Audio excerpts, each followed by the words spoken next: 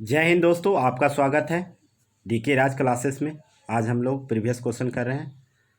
आज हम लोग प्रीवियस आरआरबी 2018 में एनटीपीसी ग्रुप डी जेई इस सब जो प्रीवियस क्वेश्चन समान साइंस का जो क्वेश्चन पूछा गया था, बायोलॉजी का चैप्टर आज कर रहे हैं। पहला चैप्टर है जीव विज्ञान की प्रमुख शाखाएं।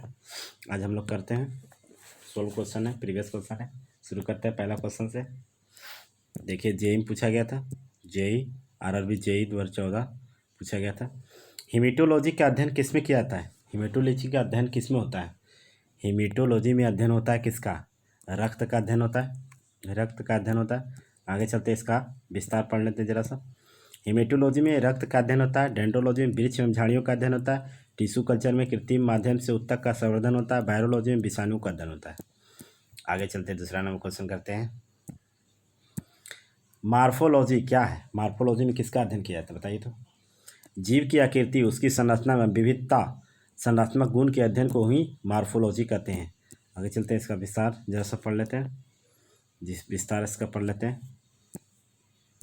आकारिकी जीव विज्ञान का एक शाखा है जिसके अंतर्गत किसी जीव की आकृति, उसकी संरचना में विशिष्ट संरचनात्मक गुण का अध्ययन किया जाता है।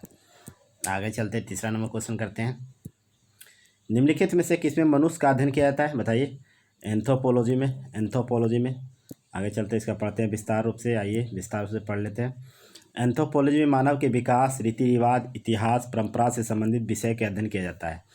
आर्कियोलॉजी में पुरातात्विक संबंधित विज्ञान की शाखा। इख्तियोलॉजी में मछलियों का अध्ययन किया जाता है। एंड्रोलॉजी में पुरुष स्वास्थ्य से संबंधित चिकित्सा विज्ञान की शाखा का अध्ययन किया जाता है। आगे चलते 4 नंबर क्वेश्चन करते हैं। जंतु विज्ञान की किस शाखा का मानव जाति के समाजशास्त्र के अध्ययन का गहरा संबंध है? बताइए कौन है? एंथ्रोपोलॉजी है, एंथ्रोपोलॉजी। आगे चलते हैं 5 नंबर क्वेश्चन करते हैं। निषेचन, विकास, विभाजन और विभिन्नता के विभिन्न अध्ययन के नाम से जाना जाता है, उसे क्या कहते हैं बताइए? उसे क्या कहते हैं? भ्रूण विज्ञान। आगे चलते हैं इसका डिटेल्स जरा सा पढ़ लेते हैं। निषेचन, विकास एवं विभाजन में विविधता के अध्ययन के भ्रूण विज्ञान को नाम से जाना जाता है। शरीर की क्रिया विज्ञान एवं कायिकी के अध्ययन को फिजियोलॉजी कहते हैं। अनुवांशिक तथा जीवों में विभिन्नता के अध्ययन को अनुवांशिकी कहते हैं। क्रम विकास, अनुवांशिक के लक्षण, पीढ़ी दर पीढ़ी परिवर्तन को क्रमगत उत्पत्ति कहते हैं। आगे चलते 6 नंबर क्वेश्चन करते हैं। पौधे में बीमारियों के अध्ययन और वह तरीका जिससे पौधे का विरोध करता है या संक्रमण को सामना करता है, उसे क्या कहते हैं? फाइटोपैथोलॉजी। आगे चलते 7 नंबर क्वेश्चन करते हैं। बहुत बेस्ट बुक है, बहुत बेस्ट क्वेश्चन दिया। देखिए एनटीपीसी स्टेट फर्स्ट 2016 में जो पूछा गया था क्वेश्चन है। देखिए जीवित चीज़ें पर मृदा के संबंध प्रभाव के अध्ययन मृदा विज्ञान की किस शाखा के अंतर्गत किया जाता है? इंडफोलॉजी। बहुत बेस्ट है, प्रीवियस क्वेश्चन पूछा ही जाता है। प्रीवियस क्वेश्चन ही तो रहता है 60% से 70% प्रीवियस रहता है, बाकी जो है 30% या 20% रहता है आउट ही बस। विस्तार पढ़ते हैं। एंडोफोलॉजी जीवित चीज़ों पर मृदा के संबंधी प्रभाव के अध्ययन किया जाता है। पुरुष में बांझापन या यौन रोग को कहते हैं एंडोलॉजी। कृषि में पौधा का पोषण जीवन के अध्ययन को कहते हैं एग्रोबायोलॉजी। एंटोनॉमी के अंतर्गत स्नायुबंध का अध्ययन किया जाता है जिसे डेस्मोलॉजी कहते हैं। आगे चलते हैं। निम्नलिखित में से शरीर विज्ञान एवं चिकित्सा का वह कौन सी शाखा है जो पुरुष के विशिष्ट रोग एवं स्थिति की संबंधित है? एंडोलॉजी इसका पूरा क्लियर करते हैं। पुरुष में बांझापन तथा यौन रोग को कहते हैं एंडोलॉजी। प्रकृति वातावरण में रहने वाले जीव के बीच के संबंध को क्या कहते हैं? Bio ecology.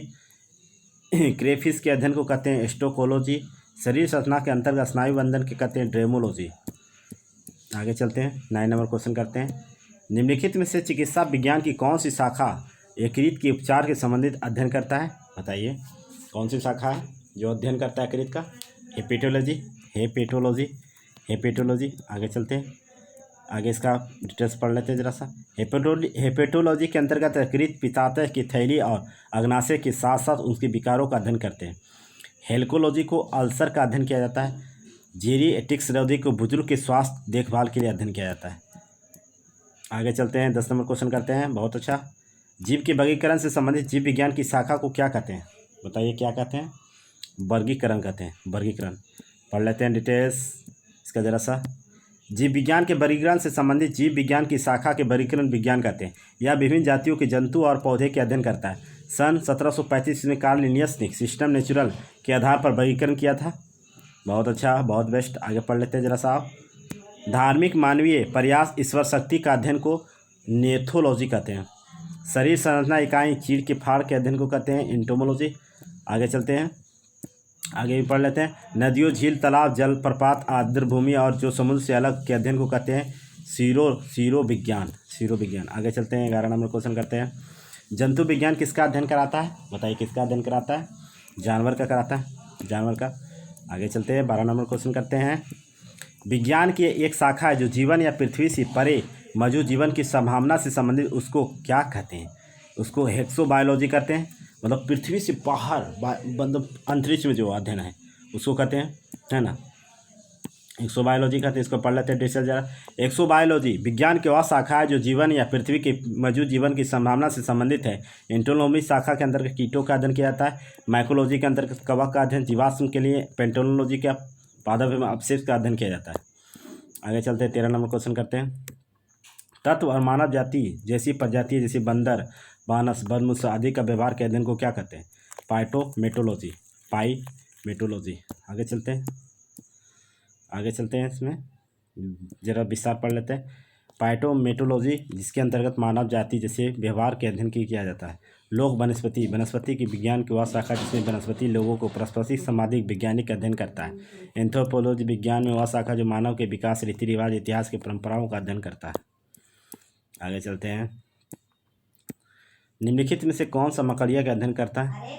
ऑर्कोनोलॉजी करते हैं। आगे चलते हैं, इसका ऑर्कोनोलॉजी मकड़ियों के अध्ययन करते हैं। एंथ्रोपोलॉजी मानव संस्कृति विज्ञान के अध्ययन करते हैं। एपीकल्चर मधुमक्खी का अध्ययन करते हैं। बताइए, कुत्ता का अध्ययन को कहते हैं साइनोलॉजी। आगे चलते हैं। सेरोलॉजी किसका अध्ययन करता है? छिपकली का अध्ययन करता है। ऑफिलॉजी सांप का करता है। बहुत अच्छा। आगे चलते हैं। कीट पतंग का एंटोमोलॉजी करता है। आगे चलते हैं, अगला क्वेश्चन करते हैं, 16 नंबर क्वेश्चन करते हैं। लिखित दस्तावेज जो मनुष्य के वैज्ञानिक संस्कृति चित्रण दर्शाता अनुसंधान से तैयार होता है उसे क्या कहते हैं? एंथोनोग्राफी। बहुत अच्छा। 17 नंबर क्वेश्चन करते हैं। पक्षियों के अध्ययन को क्या कहते हैं? बताइए तो, पक्षियों के अध्ययन को क्या कहते हैं? ऑर्निथोलॉजी। इसमें देख लेते हैं जरा सा अध्ययन क्या क्या है। ऑर्निथोलॉजी पक्षी के अध्ययन, कीट पतंग का अध्ययन एंटोमोलॉजी, उभयचर तथा सरीसृप वर्ग के अध्ययन को कहते हैं हर्पेटोलॉजी। आगे चलते हैं, 18 नंबर क्वेश्चन करते हैं। प्राचीन काल के जानवर, पौधे, अन्य जीवों के संरक्षित अवशेष चिन्ह के अध्ययन को क्या कहते हैं? बताइए, क्या कहते हैं इसका अध्ययन को? बताइए, क्या कहते हैं? जीवाश्म विज्ञान या पैंटियोट्रोलॉजी। आगे चलते हैं, देखिए सब प्रीवियस पूछा गया क्वेश्चन है, टोटल पूछा गया क्वेश्चन है। पैंटियोलॉजी किसका अध्ययन करता है? अभी बताएं, जीवाश्म का अध्ययन करता है। आगे चलते हैं, फिर आ गया पादप विज्ञान के संबंधित अध्ययन को क्या कहते हैं? पौधा विज्ञान कहते हैं। आगे चलते हैं, 21 नंबर क्वेश्चन करते हैं। ऑर्कोनोलॉजी बहुत बार पूछा जाता है। कैंसर का अध्ययन किया जाता है। कैंसर दिवस 4 फरवरी को मनाया जाता है, 4 फरवरी को। आगे चलते हैं, एनटीपीसी में पूछा गया था, देखिए एनटीपीसी में पूछा गया था। आगे चलते हैं, कवक विज्ञान को क्या कहते हैं? कुकुरमुक्त अध्ययन किया जाता है या माइकोलॉजी कहते हैं इसको? माइकोलॉजी कहते हैं। इसमें देख लेते हैं जरा सा। एपीकल्चर किसका? मधुमक्खी का। सेरोकल्चर का, छिपकली का। इक्तियोलॉजी मछली का अध्ययन। ऑर्निथोलॉजी मछली का अध्ययन। आगे चलते हैं, फिर आ गया माइकोलॉजी किसका अध्ययन करता है? कवक का अध्ययन करता है। बहुत अच्छा। 24 नंबर क्वेश्चन करते हैं। ऑर्नियोलॉजी किसका अध्ययन करता है? सपनों का अध्ययन करता है। आगे चलते हैं, सेरीकल्चर किसका अध्ययन करता है? रेशम कीट का पालन का अध्ययन करता है। पीसीकल्चर जानवर करते हैं, मछली। एपीकल्चर मधुमक्खी। टॉक्सोकोलॉजी किसका अध्ययन करता है? जहर का अध्ययन करता है। बहुत अच्छा। 27 नंबर क्वेश्चन करते हैं। टैक्सोनॉमी मूल रूप से किससे संबंधित है? बताइए, किससे संबंधित है? मेन रूप से किससे संबंधित है? टैक्सोनॉमी किससे संबंधित है? जैव विविधता से। बहुत अच्छा, लिनियस ने दिया था, पढ़ लेते हैं। टैक्सोनॉमी वर्गीकरण मूल रूप से जैव विविधता से संबंधित अनुमान आधुनिक वर्गीकरण का नींव कैरोनेस लिनियस ने पुस्तक सिस्टम नेचुरल में डाली थी। इन्हें दिनाब प्रणाली के नाम से जाना जाता है। बहुत अच्छा। जीवाश्म के अध्ययन को क्या कहते हैं? जीवाश्म विज्ञान कहते हैं, पैंटिनोलॉजी कहते हैं। आगे चलते हैं, अगला क्वेश्चन करते हैं। 29 नंबर क्वेश्चन आ गया, करते हैं 29 नंबर क्वेश्चन को। 29 नंबर क्वेश्चन को करते हैं। बहुत अच्छा, बहुत अच्छा। बायोसिस्टमैटिक्स का उद्देश्य क्या है? इसका उद्देश्य है अध्ययन के सभी क्षेत्र में विभिन्न मानकों का सम्मिलित, उस पर विकासवादी इतिहास, उसके फाइनोलॉजी की स्थापना आधार पर जीवों का वर्गीकरण किया जाता है। पढ़ लेते हैं जरा सा। बायोसिस्टमैटिक्स का उद्देश्य अध्ययन सभी क्षेत्र से मानकों को समग्रता पर उनकी विकासवादी इतिहास, उसके फाइनोजेनिक स्थापना आधार पर जीवों का वर्गीकरण करना, मूलतः जीव जंतु वर्गीकरण विज्ञान है।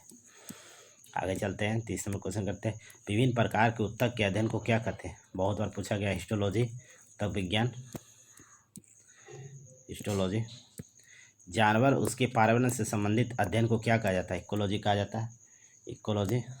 लास्ट क्वेश्चन हो गया, लास्ट क्वेश्चन। बहुत बेस्ट पुस्तक है। मेरे चैनल को लाइक करें, शेयर करें, सब्सक्राइब करें। पूरा बुक करा देंगे हम लोग।